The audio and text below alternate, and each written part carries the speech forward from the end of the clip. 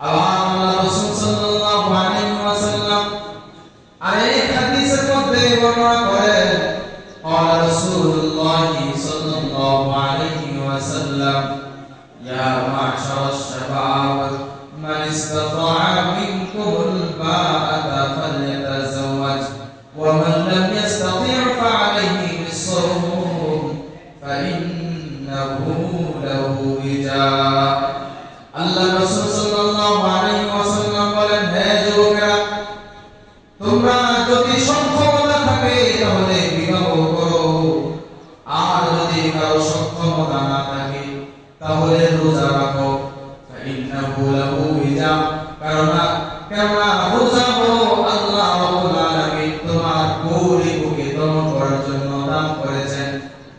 তাহলে রোজা গেল তাকওয়া অন্তরে বাধা মাত্র দুইটা জিনিস, এক নম্বরে শয়তান, দুই নম্বরে নফসে আম্মারা।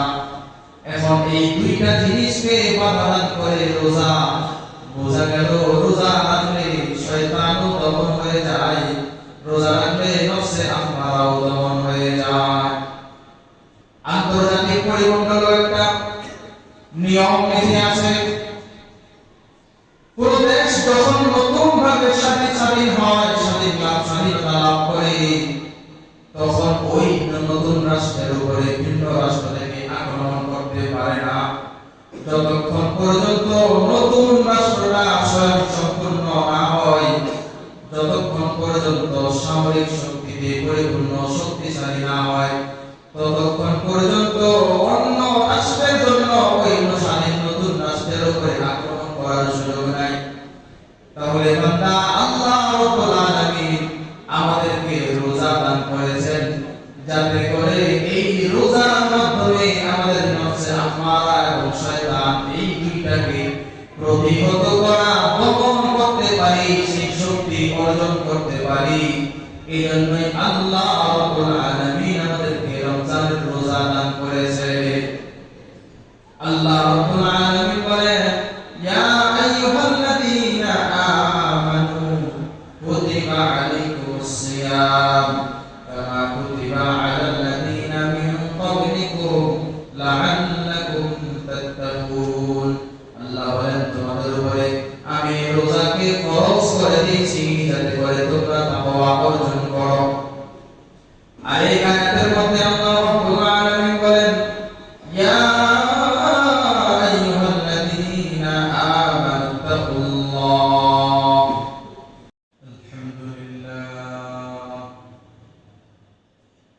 আলহামদুলিল্লাহি নাহমাদুহু ওয়া নাস্তাঈনুহু ওয়া নাস্তাগফিরুহ ওয়া নু'মিনু বিহি ওয়া নাতাওয়াক্কালু আলাইহি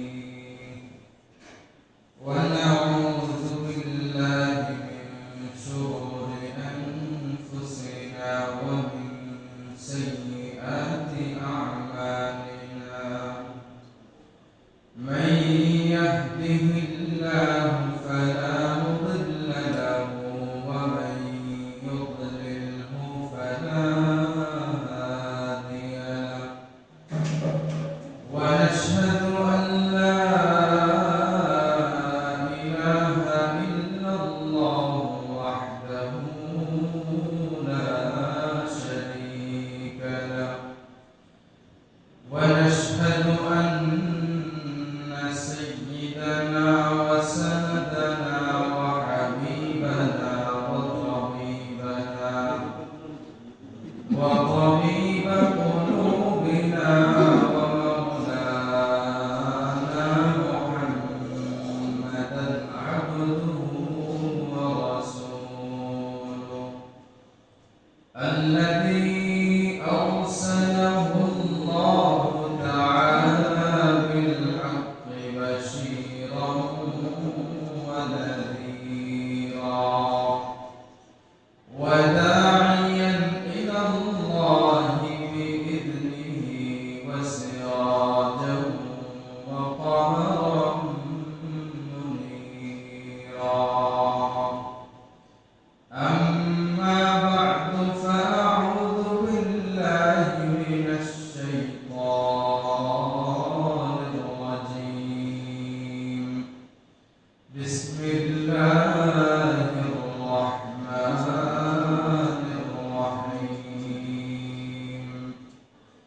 يا أيها الذين آمنوا كتب عليكم الصيام كما كتب على الذين من قبلكم لعلكم تتقون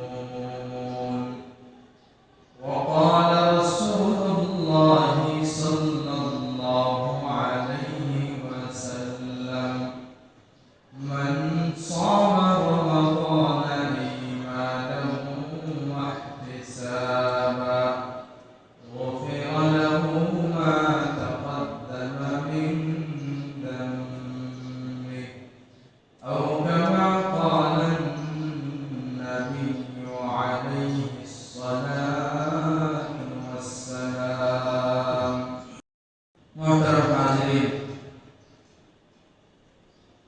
পবিত্র রমজান মাস সাধনার মাস এবং তাকওয়া অর্জনের মাস। প্রত্যেকটা বস্তু দুইটা সাইড থাকে, একটা হলো তার বাহ্যিক অংশ আর একটা হলো অভ্যন্তরীণ অংশ। ভেতর বাহির দুই সাইড প্রত্যেক জিনিসের আছে,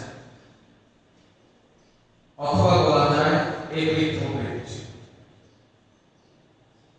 মানুষের মধ্যেও তার দুই দিক, একটা তার বাহিরের রূপ আর একটা তার ভিতরের রূপ। মানুষের বাহির যেরকম ভাবে সংশোধন দরকার, ভেতরটাও বাহিরের তুলনায় বেশি সংশোধন দরকার। আয-যাহিরু উনওয়ানুল বাতিন, আরবিতে প্রবাদ আছে যে বাহ্যিক এটা হলো অভ্যন্তরের শিরোনাম।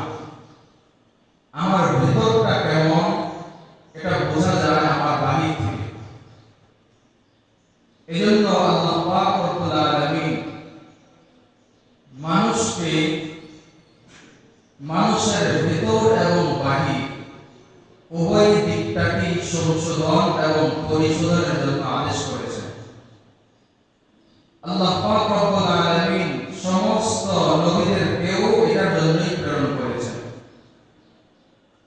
আমাদের নবী করিম সাল্লাল্লাহু আলাইহি ওয়াসাল্লামও মানুষের ভেতর এবং বাহির উভয়টাকে সংশোধনের জন্যই জীবনভর চেষ্টা করেছেন।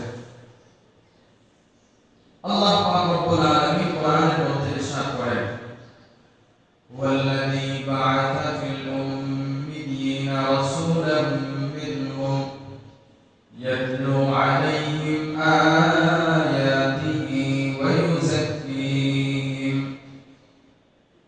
আল্লাহ রব্বুল আলামিন বলেন, আল্লাহ নিরক্ষরদের মাঝে তাদের মধ্য থেকে, তাদের বংশ থেকে রাসূল প্রেরণ করেছেন। রাসূলের দায়িত্ব কি? এক নাম্বার, ইয়াতলু আলাইহিম আয়াতিহি, আল্লাহর পক্ষ থেকে যে নির্দেশাবলী আসবে, নির্দেশ আদেশ নিষেধ যা আসবে এগুলো উম্মতের কাছে পৌঁছে দেবে। ওয়া ইউযাক্কিহিম, আর উম্মতকে সংশোধন করে। মানুষের বাহ্যিকটাকে পরিবর্তন যাতে করে সেজন্য আল্লাহ রাব্বুল আলামিনের বিধান দিয়েছেন, আর অভ্যন্তরকে পরিষ্কার পরিচ্ছন্ন করার জন্য আল্লাহ রাব্বুল আলামিন রাসূলগণকে প্রেরণ করেছেন। তাহলে বুঝতে পারলাম যে আমাদের ভিতর বাহির উভয়টাকে সংশোধন করা দরকার। আমাদের ভিতর এবং বাহিরকে সংশোধনের বিভিন্ন মাধ্যম আল্লাহ রাব্বুল আলামিন আবার দান করেছেন। আল্লাহর যত বিধান আছে, যত ফরমান আছে, এই ফরমানগুলোকে আল্লাহ রাব্বুল আলামিন দুই ভাগে ভাগ করেছেন। কিছু বিষয় আছে আল্লাহ রাব্বুল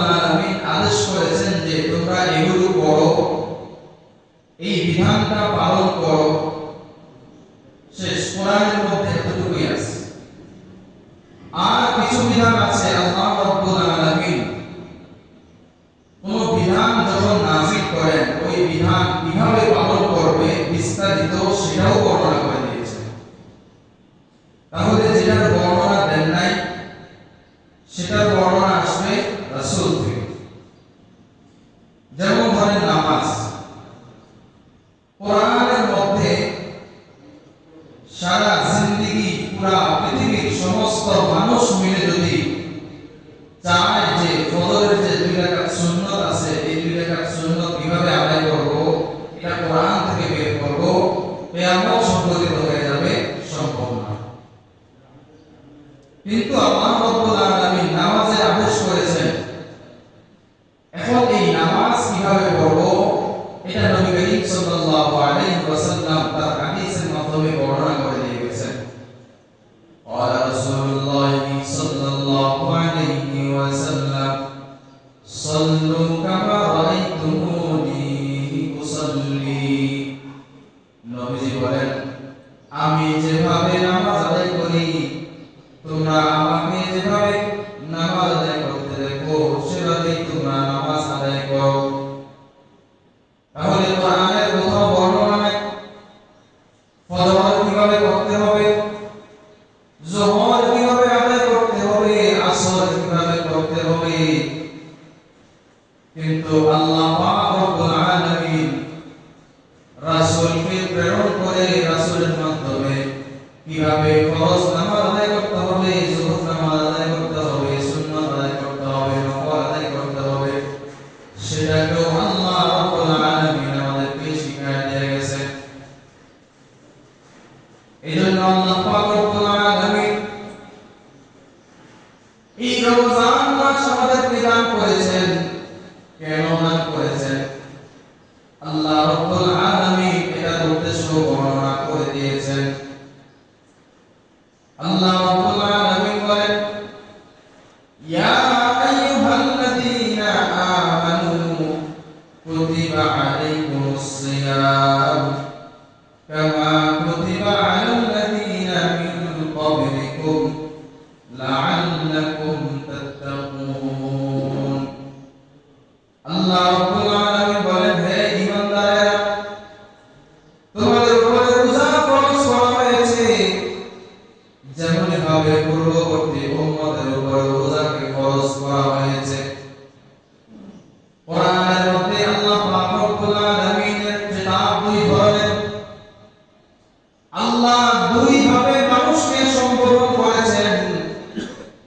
এক ভাবে হলো সাধারণ কিতাব, সর্বসাধারণ মুসলমান, অমুসলমান, কাফের, বেঈমান সমস্ত মানুষকে যখন একসাথে আল্লাহ রাব্বুল আলামিন সম্বোধন করেন তখন আল্লাহ রাব্বুল আলামিন বলেন, ইয়া আইয়ুহান নাস। আবার আল্লাহ রাব্বুল আলামিন বিশেষভাবে সম্বোধন করেন।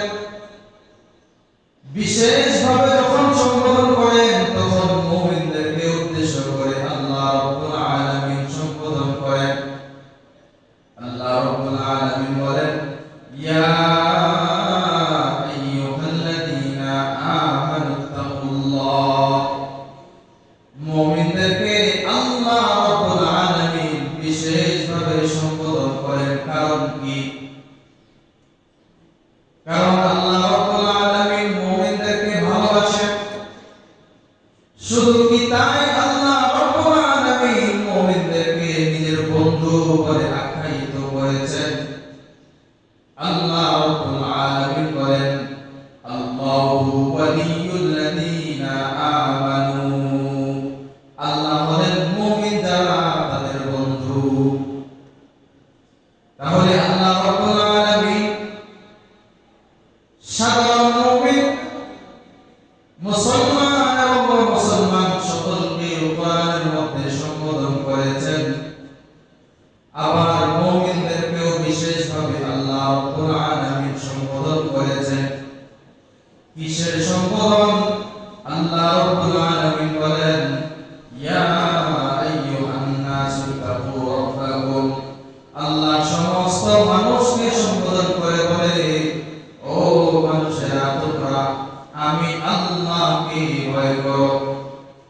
আবার আল্লাহ রাব্বুল আলামিন যখন মুমিনদেরকে সম্বোধন করেছেন তখন আল্লাহ বলেছেন, ইয়া আইয়ুহাল্লাযীনা আমানুত্তাকুল্লাহ। হে ঈমানদারেরা, তোমরা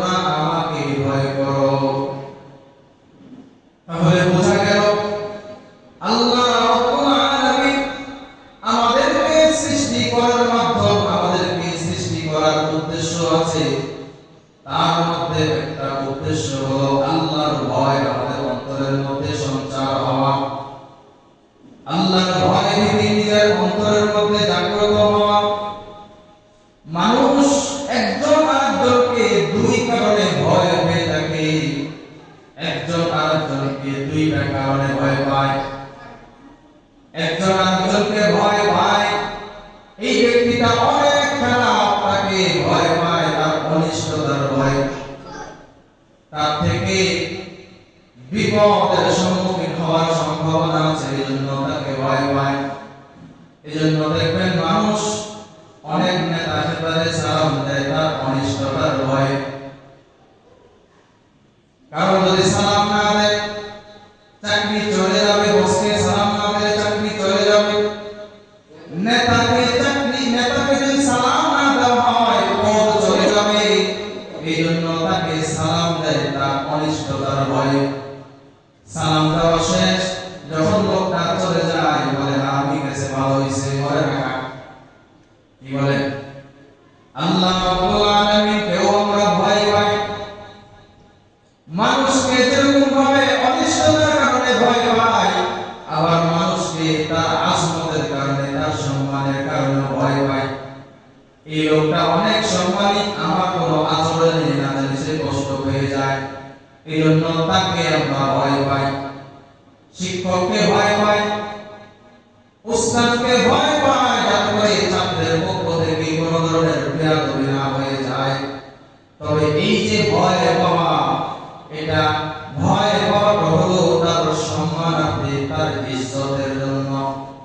আল্লাহ রাব্বুল আলামিন তাকে যে ইজ্জত দান করেছেন, ওই ইজ্জত যাতে করে গর্ব না হয়, এই জন্য মানুষ একজনকে সম্মান করে শুধুমাত্র ভয় করে, সম্মানার্থে, তার সম্মান রক্ষার্থে। তাহলে আল্লাহ রাব্বুল আলামিন আমাদেরকে আল্লাহ রাব্বুল আলামিনকে ভয় করার জন্য আদেশ করলেন কেন? আল্লাহ রাব্বুল আলামিন আমাদের জন্য জান্নাত তৈরি করেছেন, জাহান্নাম তৈরি করেছেন, যাতে করে বান্দা জাহান্নাম থেকে ভয় পায়, জাহান্নামের আযাব থেকে ভয় পায়, আবার জান্নাত ছুটে যাওয়াকে ভয় পায়। এই কারণে জাহান্নামের ভয়ে আল্লাহ রাব্বুল আলামিনের সন্তুষ্টি অর্জনের লক্ষ্যে, আল্লাহ রাব্বুল আলামিনের দিদার পাওয়ার লক্ষ্যে বান্দা আল্লাহ রাব্বুল আলামিনকে যাতে করে ভয় করে, এজন্য আল্লাহ রাব্বুল আলামিন বলেছেন, ইয়া আইয়ুহাল্লাযীনা আমানুত্তাকুল্লাহ, হে ঈমানদারেরা তোমরা আমাকে ভয় করো। তাহলে এই যে আল্লাহ রাব্বুল আলামিন এই যে রমজান দান করেছেন, এই রমজানের উদ্দেশ্য সেটাই, লাআল্লাকুম তাত্তাকুন। ইয়া আইয়ুহাল্লাযীনা আমানু কুতিবা আলাইকুমুস সিয়ামু কামা কুতিবা আলাল লাযীনা মিন ক্বাবলিকুম লাআল্লাকুম তাত্তাকুন। আল্লাহ রাব্বুল আলামিন বলেন, ঈমানদারেরা তোমাদের জন্য রমজানের রোজাকে ফরজ করা হয়েছে। আল্লাহ রাব্বুল আলামিন বলেন, আলাইকুমুস সিয়াম, তোমাদের উপরে। আল্লাহ রাব্বুল আলামিন বলেন নাই আলা আফওয়াহিকুম ওয়া আলা বুতুনিকুম, তোমাদের পেটের উপরে রমজানের রোজা ফরজ করা হয়েছে, তোমাদের মুখের উপরে রমজানের রোজা ফরজ করা হয়েছে। এভাবে আল্লাহ রাব্বুল আলামিন বলেন নাই। কিভাবে বলেছেন? বলেছেন কুতিবা আলাইকুমুস সিয়াম, তোমাদের উপরে রোজাকে ফরজ করা হয়েছে। বুঝা গেল আল্লাহ রাব্বুল আলামিন আমার পুরা অঙ্গ প্রত্যঙ্গের উপরে, সমস্ত শরীরের জন্য রোজাকে ফরজ করে দিয়েছেন। এজন্য রোজা রেখে গীবত করা যাবে না, মিথ্যা বলা যাবে না, রোজা রেখে অন্যের শিকায়ত করা যাবে না, রোজা রেখে অন্যের দোষ চর্চা করা যাবে না, রোজা রেখে কখনো মিথ্যা বলা যাবে না, রোজা রেখে হাতের দ্বারা কাউকে কষ্ট দেওয়া যাবে না, রোজা রেখে পায়ের দ্বারা কাউকে কষ্ট দেওয়া যাবে না, রোজা রেখে কাউকে মুখের দ্বারা কষ্ট দেওয়া যাবে না, রোজা রেখে অন্যায় পথে পা বাড়ানো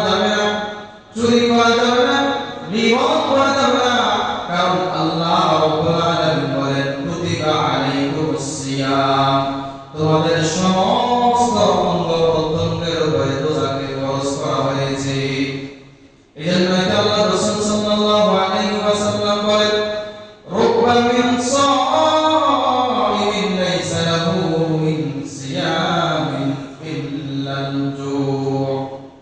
নবীজি বলেন বহু রোজাদার আছে যারা শুধুমাত্র রোজার নামে ক্ষুধার্ত থাকে, তাদের রোজা পালন হয় না। ওয়ারুব্বা মিন সাইমিন লাইসা ওয়ারুব্বা মিন কাইমিন লাইসা লাহু মিন কিয়ামিন ইল্লা সাহাব। নবীজি বলেন কত বান্দা এমন আছে রাত্রিবেলায় সারা রাত্রি দাঁড়িয়ে দাঁড়িয়ে ইবাদত বন্দেগী করে, কিন্তু তার এই সারা রাত্রি জাগরণ শুধু জাগরণই হয়ে থাকে, আল্লাহ রাব্বুল আলামিনের দরবারে সেটা ইবাদত বন্দেগী হিসাবে কবুল আর মঞ্জুর হয় না। এজন্যই আল্লাহ বলেন কুতিবা আলাইকুমুস সিয়াম, তোমাদের পুরা অঙ্গ প্রত্যঙ্গের উপরে আল্লাহ রাব্বুল আলামিন রোজাকে ফরজ করে দিয়েছেন। এবার আমরা বলতে পারি আল্লাহ এত কষ্টের রোজা কিভাবে রাখবো, রোজা রাখতে পারবো না। আল্লাহ রাব্বুল আলামিন জবাব দেন কামা কুতিবা আলাল্লাযীনা মিন ক্বাবলিকুম, তোমাদের এই অভিযোগ কর্তব্য হবে না, কারণ শুধুমাত্র তোমাদের উপরে রোজা ফরজ করেছি নয়, বরং তোমাদের পূর্ববর্তী উম্মতের উপরেও রোজাকে ফরজ করে দেওয়া হয়েছে। এবার আমরা প্রশ্ন করতে পারি আল্লাহ রোজা রাখার উদ্দেশ্য কি? আল্লাহ রাব্বুল আলামিন বলেন লাআল্লাকুম তাত্তাকুন, তোমাদের উপরে রোজাকে ফরজ করে দিয়েছি যাতে করে তোমাদের মধ্যে তাকওয়া অর্জন হয়ে যায়। এজন্য আল্লাহ রাব্বুল আলামিন রোজা ফরজ করেছেন আমাদের উপরে, যাতে করে আল্লাহ রাব্বুল আলামিনের ভয় অন্তরের মধ্যে সঞ্চার হয়ে যায়। তাকওয়া জিনিসটা হযরত ওমর রাদিয়াল্লাহু তাআলা আনহু একবার হযরত উমাইয়া ইবনে কাব রাদিয়াল্লাহু তাআলা আনহুকে জিজ্ঞাসা করলেন মা তাকওয়া, তাকওয়া কি জিনিস? এবার হযরত উমাইয়া ইবনে কাব রাদিয়াল্লাহু তাআলা আনহু পাল্টা প্রশ্ন করলেন হযরত ওমরকে, আচ্ছা বলেন তো খলিফাতুল মুসলিমিন, আপনি যখন কোন জঙ্গল দিয়ে কর্তব্যপূর্ণ পথ দিয়ে যখন আপনি চলাফেরা করেন তখন কিভাবে চলেন? হযরত ওমর বলেন আমি আমার কাপড় চোপড়কে ভালোভাবে ঘুরাইয়া নেই যাতে করে আমার শরীরে কোনো ধরনের কাঁটা না বসে, জঙ্গলের কোনো ধরনের কাঁটা আমার শরীরে না বিঁধে, এই জন্য আমার পুরো শরীরের কাপড় চোপড়কে আমি আমার শরীরের সাথে ভালোভাবে জড়িয়ে নেই। হযরত উবাই ইবনে কাব বলেন আল্লাহ রাব্বুল আলামিন মানুষকে সৃষ্টি করেছেন, মানুষ ইন্তেকালের আগ পর্যন্ত তার জীবনটাকে এভাবে পরিচালিত করবে যাতে করে মানুষের শরীরের মধ্যে গুনাহ নামক কোনো কাঁটা না বসতে পারে। এটাই হলো তাকওয়া। এজন্য আল্লাহ রাব্বুল আলামিন রোজা দান করেছেন, রোজার মাধ্যমে তাকওয়া অর্জন হবে। তবে প্রশ্ন আসতে পারে তাকওয়া অর্জনে বাধা কোথায়? তাকওয়া অর্জন করতে চাই, আল্লাহর ভয় তো অন্তরের মধ্যে সঞ্চার করতে চাই, প্রতিবন্ধকতা তৈরি হয়ে যায়, বাধা সৃষ্টি হয়। বাধা এমন জিনিস, তাকওয়া অর্জন করতে বাধা দেয় দুইটা জিনিস। এক নম্বরে হলো শয়তান, দুই নম্বরে হলো নফসে আম্মারা। শয়তান আমাদের আদম আলাইহিস সালাম থেকে নিয়ে কিয়ামত পর্যন্ত মানুষের চিরশত্রু। আল্লাহ রাব্বুল আলামিন বলেন ইন্নাশ শাইতানা লাকুম আদুউন ফাত্তাখিযুহু আদুওয়া। আল্লাহ বলেন শয়তান তোমাদের চিরস্থায়ী শত্রু, সুতরাং শয়তানকে তোমরা শত্রু হিসেবে গ্রহণ করো। অন্য আয়াতের মধ্যে আছে শয়তান ইয়াকুম বিল ফাহশা, যত ধরনের মন্দ কাজ আছে সমস্ত মন্দ কাজের প্রতি আদেশ করে এই শয়তান। দুই নম্বরে তাকওয়া অর্জনে বাধা সৃষ্টি করে, প্রতিবন্ধকতা তৈরি করে বলো নফসে আম্মারা, আমার অন্তরের যে একটা চাহত আছে, চাহিদা আছে, ওই অন্তরের চাহিদা, ওই নফস আমাকে তাকওয়া অর্জনে বাধা দেয়। এবার প্রশ্ন আসতে পারে, তাহলে নফসকে দমন করব কিভাবে, শয়তানকে দমন করব কিভাবে?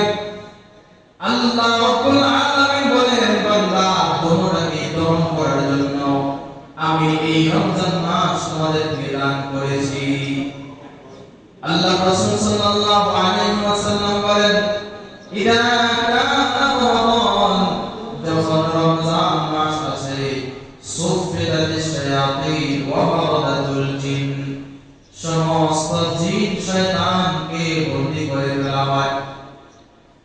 আল্লাহ রাসূল সাল্লাল্লাহু আলাইহি ওয়াসাল্লাম আরেক হাদিসের মধ্যে বর্ণনা করেন, قال رسول الله صلى الله عليه وسلم يا معشر الشباب من استطاع منكم الباءة فليتزوج ومن لم يستطع فعليه بالصوم فإنه له وجاء। আল্লাহ রাসূল সাল্লাল্লাহু আলাইহি ওয়াসাল্লাম বলেন, হে যুবকেরা, তোমরা যদি সক্ষমতা থাকে তাহলে বিবাহ করো, আর যদি কারো সক্ষমতা না থাকে তাহলে রোজা রাখো। ফাইন্নাহু লাহু ওয়িজা, কেননা রোজা হলো আল্লাহ রাব্বুল আলামিন তোমার গরিবকে দমন করার জন্য দান করেছেন। তাহলে বোঝা গেল তাকওয়া অর্জনে বাধা মাত্র দুইটা জিনিস, এক নম্বরে শয়তান, দুই নম্বরে নফসে আম্মারা। এখন এই দুইটা জিনিসকে বাধা দান করে রোজা। বোঝা গেল রোজা রাখলে শয়তানও দমন হয়ে যায়, রোজা রাখলে নফসে আম্মারাও দমন হয়ে যায়। আন্তর্জাতিক পরিমণ্ডলে একটা নিয়ম নীতি আছে, পুরো দেশ যখন নতুন ভাবে স্বাধীন হয়, স্বাধীনতা লাভ করে, তখন ওই নতুন রাষ্ট্রের উপরে ভিন্ন রাষ্ট্র থেকে আক্রমণ করতে পারে না, যতক্ষণ পর্যন্ত নতুন রাষ্ট্রটা স্বয়ং সম্পূর্ণ না হয়, যতক্ষণ পর্যন্ত সামরিক শক্তিতে পরিপূর্ণ শক্তিশালী না হয়, ততক্ষণ পর্যন্ত অন্য রাষ্ট্রের জন্য ওই স্বাধীন নতুন রাষ্ট্রের উপরে আক্রমণ করার সুযোগ নাই। তাহলে বান্দা, আল্লাহ রাব্বুল আলামিন আমাদেরকে রোজা দান করেছেন যাতে করে এই রোজার মাধ্যমে আমাদের নফসে আম্মারা এবং শয়তান এই দুইটাকে প্রতিহত করা, দমন করতে পারি, সেই শক্তি অর্জন করতে পারি। এই জন্যই আল্লাহ রাব্বুল আলামিন আমাদেরকে রমজানের রোজা দান করেছে। আল্লাহ রাব্বুল আলামিন বলেন, ইয়া আইয়ুহাল্লাযীনা আমানু কুতিবা আলাইকুমুস সিয়াম কামা কুতিবা আলাল লাযীনা মিন ক্বাবলিকুম লাআল্লাকুম তাত্তাকুন। আল্লাহ বলেন, তোমাদের উপরে আমি রোজাকে ফরজ করে দিয়েছি যাতে করে তোমরা তাকওয়া অর্জন করো।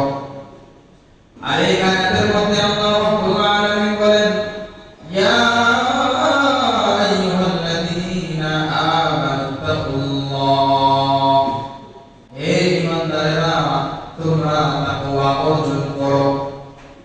আল্লাহ বলেন, তোমরা তাকওয়া অর্জন করো।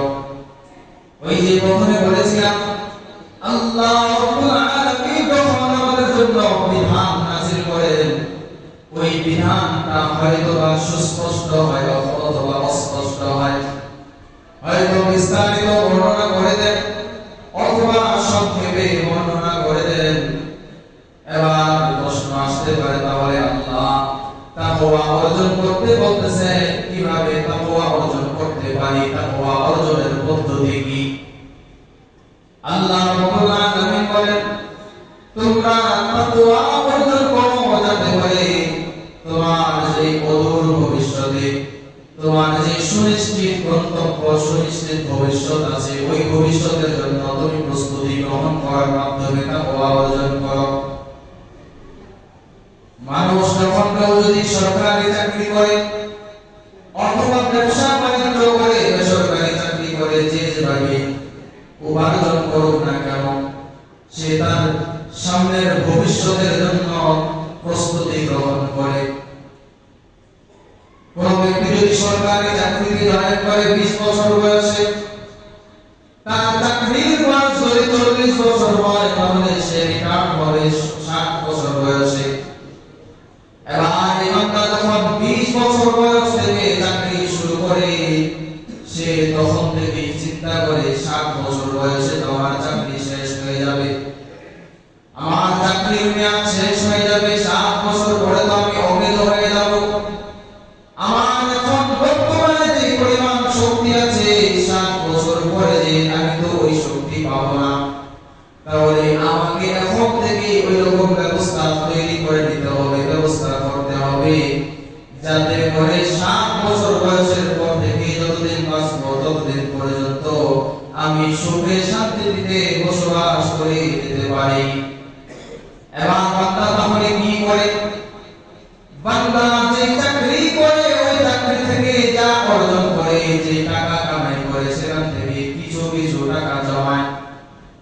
শুধু কি তাই নয়, বরং সরকারি যদি চাকরি করে, বরং সরকারও তার বেতন থেকে কিছু টাকা কেটে নেয়। সরকার তার কিছু টাকা কেটে নিয়ে তার জন্য জমা করে। সরকার বলে, বান্দা তুমি হতাশ হওয়ার কারণ নাই, তোমার থেকে যদি আমি 1000 টাকা কেটে নিচ্ছি, তোমার আফসোসের কারণ নাই, কারণ তোমার যখন চাকরি শেষ হয়ে যাবে এটাকে আমি ডাবল করে তোমাকে তোমার হাতে পৌঁছে দেব, তোমাকে পেনশন বেশি করে দিব। তো বান্দা যদি চাকরি করে, তার সামনে 1 মাস পরে সে হায়াতের মধ্যে বেঁচে থাকতে পারবে কিনা সেটারও নিশ্চয়তা নাই, কিন্তু 7 বছর পরে জিন্দেগি কিভাবে কাটাবে সেটার জন্য সেই মুহাসাবা করে, সেটার জন্য সেই প্রস্তুতি গ্রহণ করে। কিন্তু বান্দা যখন দুনিয়াতে আসছে তখন থেকে তার দুনিয়া ছেড়ে চলে যাওয়ার সময় হয়ে গেছে। তার সামনে যে ভবিষ্যৎ আসতেছে, সুনিশ্চিত ভবিষ্যৎ, সেই সুনিশ্চিত ভবিষ্যতের জন্য সে কি করেছে, সে কি প্রস্তুতি গ্রহণ করেছে। সুনিশ্চিত ভবিষ্যতের জন্য যাতে করে প্রস্তুতি গ্রহণ করে, সেই প্রস্তুতি গ্রহণ করার মাধ্যমে আল্লাহ রাব্বুল আলামিন বলেন, তাহলে তোমার তাকওয়া অর্জন হয়ে যাবে। এটাকে আল্লাহ রাব্বুল আলামিন বলেন, ইয়া আইয়ুহাল্লাযীনা আমানুত্তাকুল্লাহ ওয়াল তানজুর নাফসুম মা কদ্দামাত লিগাদিন ওয়াত্তাকুল্লাহ। আল্লাহ রাব্বুল আলামিন বলেন, বান্দা তাকওয়া অর্জন করো, আমাকে ভয় করো। কিভাবে আমার তাকওয়া অর্জন করবা? ওয়াল তানজুর নাফসুম মা কদ্দামাত লিগাদিন, তোমার আগামী কালের যে জিন্দেগি, আখিরাতের জিন্দেগি আসতেছে, দেখো তো ওই আখিরাতের জিন্দেগির জন্য তুমি কোনো কিছু প্রস্তুতি গ্রহণ করেছো কিনা। এরপরে আবার আল্লাহ বলেন, ওয়াত্তাকুল্লাহ, আমাকে ভয় করো। এই আয়াতের মধ্যে আল্লাহ রাব্বুল আলামিন 2 বার তাকওয়া অর্জন করতে বললেন কেন? মুফাসসিরিন কেরাম বলেন, আল্লাহ রাব্বুল আলামিন 2 বার তাকওয়া অর্জন করতে বলেছেন। ওই যে বললাম, ভয় 2 কারণে হয়ে থাকে। একটা হলো অনিষ্টতার ভয়, আযাব গজবের ভয়, বিপদের ভয়, আর একটা হলো সম্মানের জন্য ভয়। এজন্য আল্লাহ রাব্বুল আলামিন 2 বার তাকওয়া অর্জনের কথা বললেন কেন আয়াতের মধ্যে? কারণ আল্লাহ রাব্বুল আলামিন আমাদের জন্য জাহান্নাম রেডি করে রেখেছেন, জান্নাত রেডি করে রেখেছেন। বান্দা যেন গুনাহ করতে যে আল্লাহকে ভয় করে, হায়রে যদি এই কুরআন পথে পা বাড়াই, তাহলে তো হতে পারে আল্লাহ রাব্বুল আলামিনের জাহান্নামে আমাকে চলে যেতে হবে। এই ভয়ে যাতে করে বান্দা গুনাহ থেকে বেঁচে থাকে। দ্বিতীয়বার আল্লাহ রাব্বুল আলামিন তাকওয়া অর্জন করতে বললেন কেন? যাতে করে বান্দার মধ্যে এই ভয় তৈরি হয়, এই যে আমি ইবাদত বন্দেগী করতেছি, এই ইবাদত বন্দেগীর মাধ্যমে আমি আল্লাহ রাব্বুল আলামিনের জান্নাত অর্জন করতে পারবো কিনা। তাহলে বুঝতে পারলাম আল্লাহ রাব্বুল আলামিনের ভয়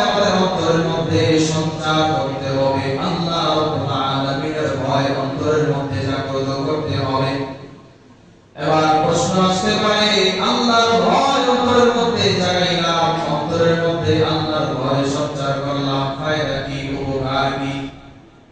কারণ বান্দা কোনো কিছুতেই সামনের দিকে অগ্রসর হতে চায় না যতক্ষণ পর্যন্ত নিজের কোনো ফায়দা না দেখে। এজন্য আল্লাহ রাব্বুল আলামিন তাকওয়া অর্জন করলে ফায়দা কি হবে সেটাকেও আল্লাহ রাব্বুল আলামিন বলে দিয়েছেন।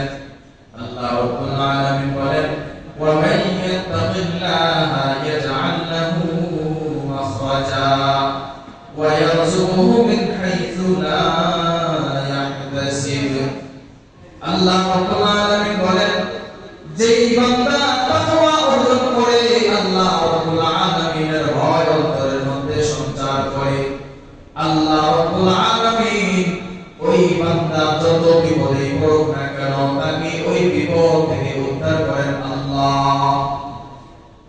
আবার দ্বিতীয় ফায়দা আল্লাহ বলেন, ওয়া ইয়ারযুকুহু মিন হাইথু লা ইয়াহতাসিব। আল্লাহ রাব্বুল আলামিন তাকে বেহিসাব রিজিকের ব্যবস্থা করে দিবেন যদি আল্লাহ রাব্বুল আলামিনের তাকওয়া অন্তরের মধ্যে জাগ্রত করতে পারি। আল্লাহ রাব্বুল আলামিনের ভয় যদি অন্তরের মধ্যে সঞ্চার হয়, রিজিকের অভাব পড়বে না, রিজিকের জন্য চিন্তা করতে হবে না। আল্লাহর ভয় অন্তরের মধ্যে নাই, এই জন্য রমজানের দিনের বেলায় বর্ণনা করি, হোটেলগুলোকে চালু করে রেখেছি, আল্লাহর ভয় নাই, কারণ রিজিক চলে যাওয়ার ভয়, আল্লাহর ভয় নাই। রিজিক সারাদিন হোটেল চালু করে আমি অর্জন করেছি, রমজান মাসে যদি রোজার মধ্যেও যদি দিনের বেলায় হোটেল বন্ধ করে রাখি, চায়ের দোকান বন্ধ করে রাখি, তাহলে আমার ব্যবসার দাম বাড়তে চলে যাবে। নামাজের সময় হয়ে গেছে, নামাজে যদি চলে যায় কাস্টমার অন্য সময়ের তুলনায় নামাজের সময় কয়েক গুণ বেশি এসেছে, শয়তান পৌঁছায় দিয়েছে। কারণ আল্লাহর ভয় অন্তরের মধ্যে নাই। আল্লাহর ভয় যদি থাকতো তখন কাস্টমার বললি মানতাম, কাস্টমার চলে যেত, এটার ভয় থাকতো না। আল্লাহর ভয় যদি আমার অন্তরের মধ্যে বেশি থাকতো, রিজিক চলে যাওয়ার ভয় করি, আল্লাহর ভয় অন্তরের মধ্যে সঞ্চার হয় নাই। অথচ আল্লাহ রাব্বুল আলামিন বলেন, আল্লাহ রাব্বুল আলামিনের তাকওয়া যদি অন্তরের মধ্যে সঞ্চার করতে পারি, তাহলে রিজিক বেহিসাব আল্লাহ রাব্বুল আলামিন ব্যবস্থা করে দিবেন। একটা যুবক অনেক চিন্তা, কোনো বাবা মা নাই, ওই যুবকটা চিন্তা করলো আমার তো কোনো আত্মীয় স্বজন নাই, তাহলে আমার জিন্দেগিটাকে আমি একটা গুরুত্বপূর্ণ কাজে ব্যবহার করি। এবার যুবক চিন্তা করলো কি করা যায়। শেষ পর্যন্ত যুবকটা সংকল্প করলো মিশরের জামিয়াতুল আজহারে চলে গেল পড়াশোনা করার জন্য, ইলমে দ্বীন অর্জনের জন্য চলে গেল। এবার যুবক চলে গেল, 3 দিন পর্যন্ত যুবকের কাছে কোনো ধরনের খানা নাই, কারণ যুবক ইয়াতীম, তাকে কে খানা দিবে, কে তার দায়িত্ব নেবে? যুবক 3 দিন পর্যন্ত খাবার পায় না। আবার যুবকের আত্মমর্যাদা, যুবকের মধ্যে আত্মমর্যাদা বোধ আছে, জন্য কারো কাছেও চায় না, আল্লাহর কাছে চায়। একদিন রাত্রিবেলা যুবক পুরান রাস্তার মধ্যে বের হয়ে গেল, দেখা যাক আল্লাহ রাব্বুল আলামিন কোনো ব্যবস্থা করেছেন কিনা, কোনো ব্যবস্থা হয় কিনা। এবার যুবক যখন রাস্তা দিয়ে চলতেছে, দেখে একটা গর্ত দেখা যায়, ভিতরে ঢুকে গেল। ভিতরে ঢুকে গিয়ে দেখে ওই গুহার মধ্যে অনেক ফল-ফলাদি, অনেক ধরনের ফল-ফলাদি, অনেক ধরনের খাবার। যুবক চিন্তা করলো অনেক দিন ধরে খাই না, 3 দিন ধরে খাবার নাই, সুতরাং আজকে এখান থেকে খেয়ে ফেলি কিছু, নিজের জীবনটাকে তো বাঁচাতে হবে। এবার যুবক যখনই খাইতে গেল, সাথে সাথে ওস্তাদের কথা মনে পড়ে গেল। ওস্তাদ ক্লাসের মধ্যে বলেছে আল্লাহকে ভয় করো, কখনো হারাম কাজের দিকে, হারাম খাদ্যের দিকে হাত বাড়ায় না। যুবক সাথে সাথে সেখান থেকে বের হয়ে আবার মাদ্রাসায় চলে গেল। পরের দিন যখন ক্লাস হচ্ছে, ওস্তাদ ক্লাস করতেছেন, একজন মহিলা আসলো। মহিলা এসে তার মেয়ের জন্য, কন্যার জন্য পাত্র চাইল। এবার ওই ওস্তাদ ঘোষণা দিল, তোমাদের মধ্যে এমন কেউ আছে নাকি যে এই মহিলার কন্যা সন্তানকে বিবাহ করবে? এবার ওই যে যুবকরা চিন্তা করলো, এবার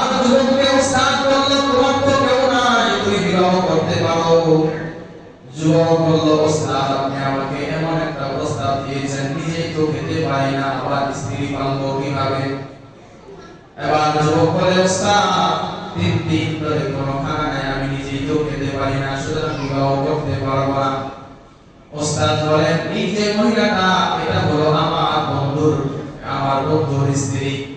আমার বন্ধু ওসিয়ত করে গেছে, বন্ধুর যদি ইন্তেকাল হয়ে যায় তাহলে তার স্ত্রী যেন আমার কাছে আসে, আর আমি যেন তাদের পরিবারের জন্য কোনো একটা ব্যবস্থা করে দেই, তার কন্যার জন্য সুপাত্রের ব্যবস্থা করে দেই।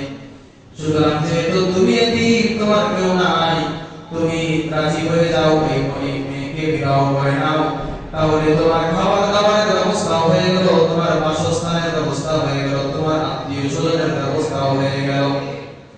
যুবকটা উস্তাদের কথা মতো ওই দরসের মধ্যে, ক্লাসের মধ্যে বিবাহ বন্ধনে আবদ্ধ হয়ে গেল। এবার ওই ছাত্র চলে গেল, যুবক চলে গেল শ্বশুর বাড়ি পড়ে। আবার ক্লাসের সময় আসলো, কিন্তু যুবকটা কান্না করতেছে। ওস্তাদ জিজ্ঞাসা করলেন, এই ছেলে তুমি কান্না করো কেন? তোমার তো সময় হয়েছে, এতদিন সম্বল নিচ্ছিলা, তোমার সম্বলের ব্যবস্থা হয়েছে, তোমার শ্বশুর বাড়ি হয়েছে, আত্মীয় স্বজন হয়েছে, রিজিকের ব্যবস্থা হয়েছে, এখন তোমার পেরেশানির কারণ কি? যুবক কান্না করে বলে, ওস্তাদ আল্লাহ রাব্বুল আলামিন আমার জন্য রিজিকের ব্যবস্থা করেছেন। আল্লাহ রাব্বুল আলামিন আমাকে রিজিকের ব্যবস্থা করে দিয়েছেন, আত্মীয় স্বজনের ব্যবস্থা করে দিয়েছেন, বিবির ব্যবস্থা করে দিয়েছেন, শাশুড়ির মতো মায়ের মতো শাশুড়ির ব্যবস্থা করে দিয়েছেন, সব কিছুরই ব্যবস্থা হয়েছে। এই জন্য আমি কান্না করি না। তবে কান্না করো কেন? কান্না করি ওস্তাদ, কারণ আপনি দরসের মধ্যে, ক্লাসের মধ্যে বলেছিলেন হারামের দিকে পা না বাড়াতে, হারাম কিছু না খাইতে, পেটের মধ্যে হারাম কোনো কিছু না ঢুকাইতে। আমি আপনার কথা মতো গত রাতে হারাম খাই নাই, আমি অনেক ক্ষুধার্ত ছিলাম, খাইতে চাইলেও খাই নাই। আল্লাহ রাব্বুল আলামিনের ভয় আমার অন্তরের মধ্যে সঞ্চার হয়েছিল, কিন্তু আল্লাহ রাব্বুল আলামিন যেই খাবারটাকে অন্যায়ভাবে কালকে খেতে চেয়েছিলাম, ওই খাবারটাকে আল্লাহ রাব্বুল আলামিন বৈধভাবে আমার জন্য রিজিকের ব্যবস্থা করে দিয়েছে। আল্লাহ রাব্বুল আলামিন ওই বাড়ির জামাই হিসেবে আমাকে আল্লাহ রাব্বুল আলামিন কবুল করে নিয়েছেন।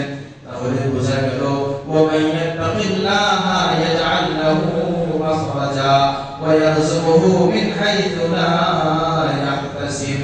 যে আল্লাহ রাব্বুল আলামিনের ভয় অন্তরের মধ্যে জাগ্রত করতে পারবে, আল্লাহ রাব্বুল আলামিন যাবতীয় বিপদ আপদ থেকে তাকে হেফাজত করবেন। শুধু তাই, এবং আল্লাহ রাব্বুল আলামিন তাকে